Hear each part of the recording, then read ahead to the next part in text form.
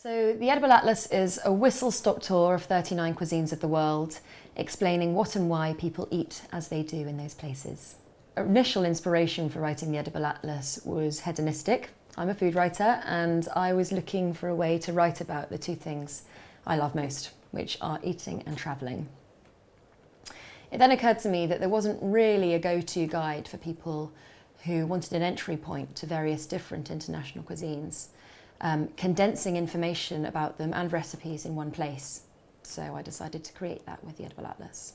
The result is a book which I like to think of as comfortable by your bedside as it is by your stovetop, meaning it's to be read and used in equal measure. So the recipes in the Edible Atlas are about half my own and half have been contributed to me by family, like my mum and my granny, and some very inspiring chefs and cooks who I've been lucky enough to come into contact with through my work as a journalist. So people like Jota Motolenghi, Jose Pizarro, Paula Wolfert, and Russell Norman. I think the most important thing about the recipes in the book, though, whether they're from chefs or from friends or my own, is that they are not chefy. They are all achievable at home.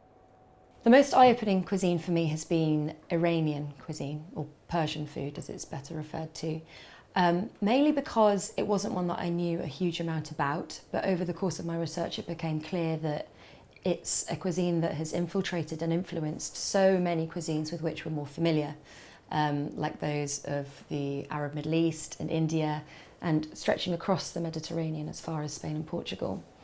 I think the most underrated cuisine is British. Slightly scary how little most Brits know about our culinary heritage, and I'd like to see some of the enthusiasm that is being felt for cold climate cuisines like British and Scandinavian food in more sort of foodish circles to branch out into the nation at large, and also to raise awareness of British food and our traditions internationally.